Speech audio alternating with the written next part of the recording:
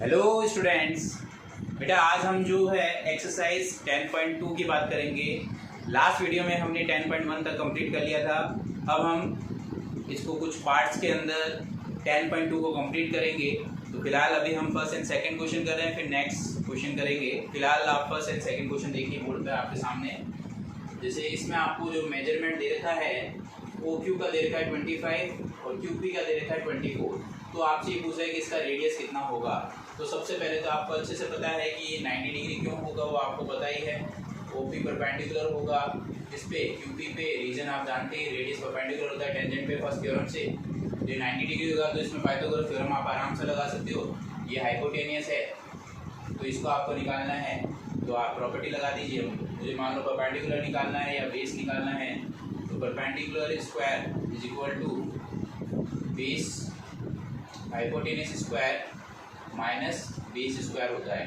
और अगर परपेंडिकुलर हटता है तो यहाँ क्या लग जाता है, पाइथागोरस थ्योरम से। तो पाइथागोरस लगा देंगे आप। तो परपेंडिकुलर एक्चुअल में यहाँ पर कौन है, ओपी निकालना है। ओपी यहाँ पर रेडियस है इज इक्वल टू हाइपोटेनियस का स्क्वायर यानी कि 25 का स्क्वायर माइनस 24 का स्क्वायर। इसको आप सॉल्व करेंगे तो OP is equal to 625 minus 576। इसको आप सॉल्व करेंगे, ठीक है बच्चों। इस तरह से आप इसकी वैल्यू सॉल्व करेंगे तो आपके पास आपका आंसर आ जाएगा। बहुत ही सिंपल क्वेश्चन है। OP is equal to minus करो तो 49 यानी ओपी कितना आएगा, 7 सेंटीमीटर आएगा। तो रेडियस कितनी आ गई इसकी, 7 सेंटीमीटर। तो ऑप्शन कौन सा करेक्ट हो जाएगा, ए करेक्ट हो जाएगा इसका। ए करेक्ट है। इसी तरह से बच्चों ये वाला करना है। इस वाले में आपको ये वाला एंगल निकालना है। इसके बहुत से तरीके हैं लेकिन मैं आपको बहुत ही सिंपल तरीके से कराने वाला हूँ। तो सबसे पहले तो मुझे ये पता होना चाहिए कि एंगल ओ, सबसे पहले हमें पता होना चाहिए कि ओ क्यू परपेंडिकुलर है किस पे, क्यू टी पे। एंड इसी तरह से ओ पी परपेंडिकुलर है किस पे, पी टी पे। रीजन दोनों के अंदर ही पता है हमें, R perpendicular on T, R perpendicular on T, ये रीजन पता है। अब आप इसमें क्वाड्रिलेटरल वाला प्रॉपर्टी वाला यूज कर लो, ठीक है। Now in quadrilateral O P T Q, angle O plus angle P plus angle T plus angle Q is equal to 360 degree ASP of quadrilateral. वो आपको अच्छे से पता है कि चारों एंगल का सम कितना होता है, 360 डिग्री होता है। अब आपको ये पता चल गया कि 90 डिग्री के हैं दोनों, रीजन इससे पता चल गया। आप चाहो तो यहाँ लिख सकते हो, there imply angle O Q था तो क्यू कितना हो जाएगा, 90 डिग्री हो जाएगा। यहाँ पे भी लिख सकते हो एंगल टी कितना होगा, 90 डिग्री। रीजन आपने बता ही दिया था, R perpendicular on T, R perpendicular on T. इस रीजन से आपने यहाँ वैल्यू रखनी है। तो ये तो 110 है, पी आपने निकाल ही दिया 90, और टी यानी कि आपको पी टी क्यू निकालना है, क्यू यानी कि आपने अभी निकाला 90 इज इक्वल टू 360 डिग्री। इसको आप सॉल्व करेंगे तो इनको ऐड करोगे 180 90 290 हो जाएगा। P T Q is equal to 360, इनका सम करके उधर भेज दोगे तो 180 190 290 हो जाएगा। 290 को माइनस करोगे उससे तो आपके पास एंगल निकल जाएगा, एंगल पी टी क्यू। तो 0 से 0 गया, ठीक है बच्चों। तो आपके पास आंसर जो है 70 आ जाएगा। तो ये आपका कौन सा ऑप्शन है, डी। तो आपका बी ऑप्शन जो है इसका करेक्ट आंसर हो जाएगा। इसी तरह से हमें नेक्स्ट थर्ड एंड फोर्थ भी करेंगे। फिलहाल आप इसको अच्छे से प्रैक्टिस करो। पहले बहुत ही सिंपल तरीके से कराया मैंने, इस तरह से आप ये कर सकते हो। तो अब हम नेक्स्ट करेंगे क्वेश्चन थर्ड, फिर हम आगे करेंगे फोर्थ। हाँ तो बच्चों देखिए क्वेश्चन नंबर 3 आपको दे रखा है। इसमें आपको जो लिखा हो मैं पढ़ के बता देता हूँ। मैंने तो डायग्राम बनाया है, आप क्वेश्चन में लिखा हो पढ़ लेना। If tangent P A and P B from a point P with the center O are inclined each other at angle 80 degree. तो 80 डिग्री पे ये दोनों मिल रहे हैं। तो आपसे पूछ रहा है कि then find the value of angle POA। POA इस एंगल की वैल्यू कितनी होगी, ये आपको निकालना है। ये कितना होगा। तो इसको निकालने के लिए सबसे पहले तो ये कंस्ट्रक्शन कर लेना, इसको ज्वाइन कर लेना, निकालना है क्योंकि आपको, ठीक है, क्योंकि ज्वाइन ये पी को ए करना है तो डेफिनेटली इसको ज्वाइन तो करना ही पड़ेगा। और इस वाले एंगल का नाम एंगल 1 दे देते हैं, इस वाले एंगल का नाम एंगल 2 दे देते हैं, एंगल 1 एंड 2 दे देते हैं, 1 एंड 2। ये जो ऊपर एंगल बनेंगे तो पार्ट्स जो है इसके एंगल 1 एंगल 2, और ये एंगल हमें निकालना है। करने का तरीका बहुत ही सिंपल है, देखिए क्या कर रहा हूँ मैं। सबसे पहले हम क्या करेंगे, इन दोनों ट्राइंगल को कॉन्ग्रुएंट ड्रू कर देंगे। तो in triangle O A B and triangle O B B, तो इनमें हमने सबसे पहले जो नोटिस किया, ओ ए किसके इक्वल है, ओ बी के, रीजन लिख देंगे radii of circle, radii of same circle, ठीक है। फिर दूसरा जो है, जो हम नोटिस कर सकते हैं, the length of tangent from any external point are equal in measure, तो ठीक है। तो A P is equal to A P length of tangent from any external point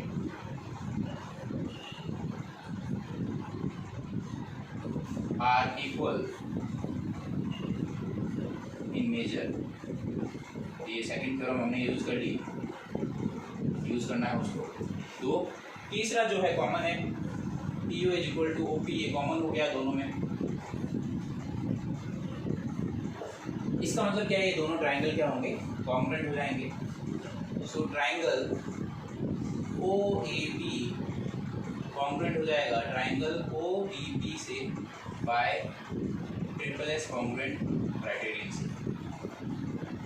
तो दोनों कॉन्ग्रुएंट हो गए। अगर कॉन्ग्रुएंट है तो इसके कॉरस्पॉन्डिंग पार्ट इक्वल होंगे, यानी angle 1 is equal to angle 2 हो जाएगा। एंगल 1 इज इक्वल टू 2 हो जाएगा किससे, बाय सिंप्लिसिटी से, corresponding part of similar triangle, sorry corresponding part of congruent triangle are equal in, ठीक है। तो ये कॉरस्पॉन्डिंग पार्ट इक्वल हो जाएंगे, तो एंगल 1 इक्वल टू 2। इसका मतलब क्या हो गया, एंगल 1 और 2 अगर इक्वल है तो ये किसके आते हैं, तो ये एंगल ए पी बी के आते हो जाएंगे। डेफिनेटली ये 80 को अगर इक्वल पार्ट में डिवाइड करें तो कितना हो जाएंगे, 40-40 हो जाएंगे, यानी ये दोनों एंगल कितने डिग्री के होंगे, 40-40 डिग्री के हो गए। यानी कि एंगल 1 इक्वल टू एंगल 2 कितने डिग्री के हैं, 40-40 डिग्री के हैं। अब आपको एक और चीज़ पता होनी चाहिए कि ये एंगल जो है 90 डिग्री का होगा, क्योंकि मुझे जो निकालना है उसकी बात करते हैं। अब आपको अच्छे से पता है कि ओ ए परपेंडिकुलर है किस पे, ए पी पे, क्योंकि रेडियस परपेंडिकुलर होता है टेंजेंट पे।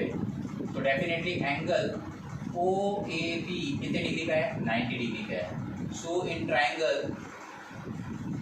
ओ ए पी, अब इस ट्राइंगल के अंदर हम एंगल्स हम प्रॉपर्टी लगा देंगे। तो angle 1 plus angle O A P plus जो एंगल हमें निकालना है ए ओ पी या P O A is equal to 180 degree, reason लिखेंगे by angle sum property of triangle. ये प्रॉपर्टी लगा देंगे, इस प्रॉपर्टी को लगाते ही वैल्यूज रखनी और कुछ भी नहीं है। एंगल 1 की वैल्यू आपको पता ही है 40 डिग्री, और ओ ए पी हमने निकाला था 90 डिग्री, पी ओ ए हमें निकालना है, इसको आप सॉल्व कर लो, आपका आंसर आ जाएगा 130।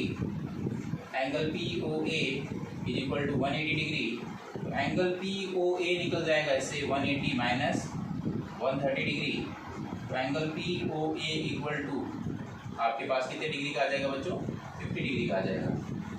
तो इस तरह से बच्चों आपके पास एंगल ए जो है 50 डिग्री का होगा, बिल्कुल करेक्ट है, ये हमारा ऑप्शन हमें मिल जाएगा। इस तरह से बच्चों आप ये कर सकते हो। इसके बाद में हम नेक्स्ट क्वेश्चन करते हैं। फिलहाल आप इसकी अच्छे से प्रैक्टिस करिए, बहुत ही अच्छा क्वेश्चन है, अच्छे से देखिए इसको आप।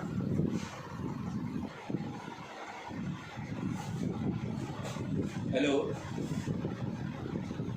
हाँ बच्चों देखिए ये क्वेश्चन देखो आप, क्वेश्चन नंबर 4। क्वेश्चन नंबर 4 में क्या है कि देखो डायग्राम में आपको बनाना पड़ेगा। क्वेश्चन में केवल इतना ही लिखा हुआ आएगा, prove that the tangent drawn at the end of a diameter of a circle are parallel। तो हमने क्या किया, एक सर्कल बना दिया, उसमें डायमीटर लिया PQ, तो उसके दोनों एंड से टेंजेंट होता हुआ निकालना है। तो हमने एक टेंजेंट इधर निकाला, एक टेंजेंट इधर निकाला, उसका नाम लिख दिया AB एंड CD। तो इसमें हमने लैट कर लिया कि PQ एक डायमीटर है इसी सर्किल का, जहाँ AB and CD two tangent है drawn at the end of the diameter AB, जो कि हमें दिख रहा है। हमें ये प्रूव करके बताना है कि AB पैरेलल होगा CD की, जैसे कि क्वेश्चन में लिखा हुआ है। तो आपको लैंग्वेज से पकड़ में आना चाहिए क्वेश्चन पूछ क्या रहा है। तो हमने यहाँ पर बिल्कुल सिंपल है, ये करना है। तो हमें क्या करना है एक्चुअल में, तो सबसे पहली चीज़ जो हमने नोटिस की वो ये है कि भी OP परपेंडिकुलर होगा किस पे, AB पे, एंड इसी तरह से OQ परपेंडिकुलर होगा किस पे, CD पे। रीजन आप जानते हैं, रेडियस परपेंडिकुलर होता है टेंजेंट पे, रेडियस परपेंडिकुलर होता है किस पे, टेंजेंट पे। तो हम एक काम करते हैं, इधर एक एंगल ले लेते हैं एंगल 1, और इस तरफ एक एंगल ले लेते हैं एंगल 2। तो ये एंगल 1 और एंगल 2 ले लेते हैं। सो एंगल 1 कितने डिग्री का हो जाएगा, 90 डिग्री का हो जाएगा, ये रीजन आपको पता ही है। इसी तरह से एंगल 2 भी कितने डिग्री का हो जाएगा, 90 डिग्री का, क्योंकि ये परपेंडिकुलर है।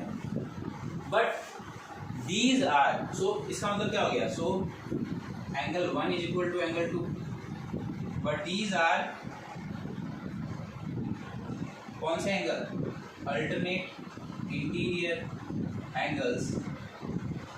तो by converse of alternate interior angle they lie between same parallel. हमने पढ़ा हुआ है अगर अल्टरनेट इंटीरियर एंगल इक्वल आ जाए तो इसका मतलब क्या है कि वो दोनों लाइनें पैरेलल होती है। But these are alternate interior angle, so they lie between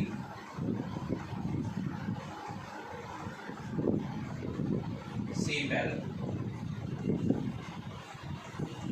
आप चाहे तो ये भी लिख सकते हो by converse of alternate interior angle।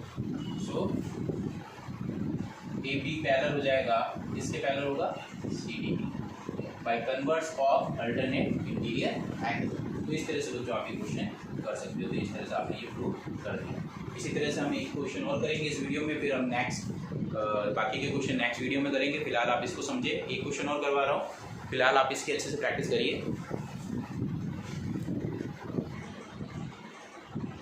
हाँ तो बच्चों देखिए क्वेश्चन नंबर 5 क्या है।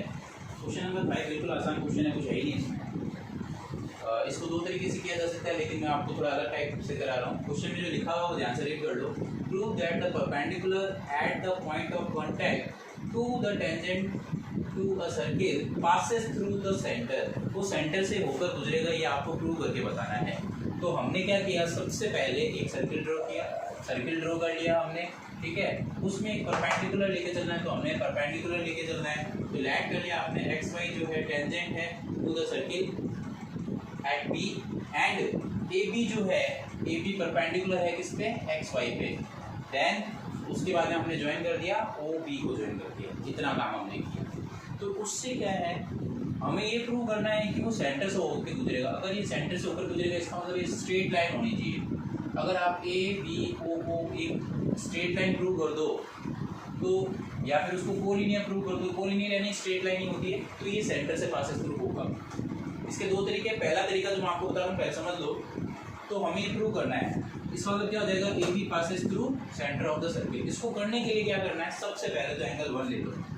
एंगल 1 क्या होगा, 90 होगा। रीजन आपको पता ही है, क्यों, क्योंकि रेडियस परपेंडिकुलर होता है किस पे, टेंजेंट पे।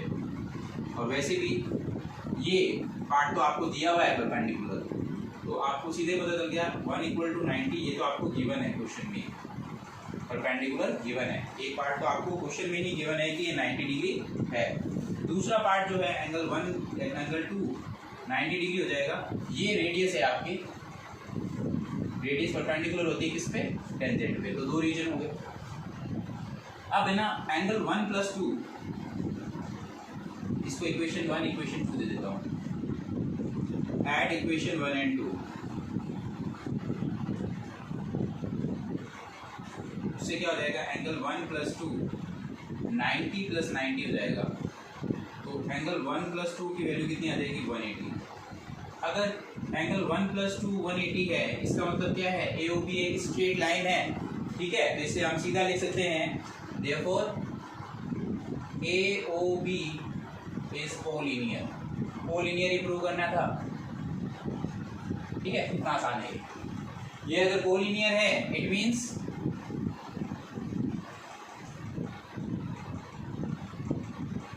AB passes through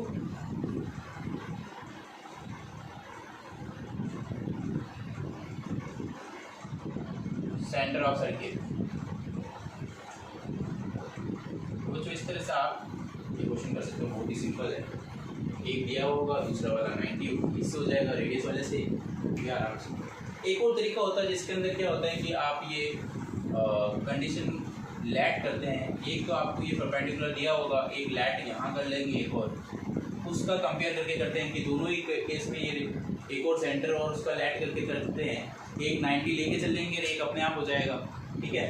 तो एक रेडियस परपेंडिकुलर होता है उस पर और एक 90 गिवन है, तो उन दोनों का कंपेयर करेंगे तो दोनों में 90 हो जाएगा। और फिर आपको अच्छे से पता है कि दोनों 90 पॉसिबल नहीं है। अगर 90 पॉसिबल है तो केवल एक ही केस है कोइंसाइड पॉइंट, यानी एक ही पॉइंट पे हो, तो उस केस में क्या हो जाएगा, सेंटर ऑफ सर्किल प्रूव हो जाएगा। लेकिन उससे ज़्यादा बेटर तरीका मेरे ख्याल से ये है, इससे आप करिए, इसमें कोई दिक्कत ही नहीं है, बिल्कुल सिंपल तरीका है, इस तरीके से आप करिए। इसके बाद मैं एक और क्वेश्चन इसमें करवा देता हूँ। 6 वीडियो एक में कर दूंगा, फिर 6 नेक्स्ट में ट्राई करते हैं, ठीक है बच्चों, इसको ध्यान से देखिए।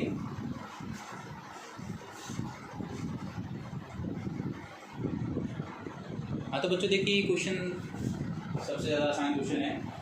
The length of the tangent from the point A, कोई एक पॉइंट ए है, at a distance 5 centimeter, 5 centimeter के डिस्टेंस में from the center of the circle, center of the circle से 5 सेंटीमीटर के डिस्टेंस को, तो रेडियस कितना होगा पूछ रहा है।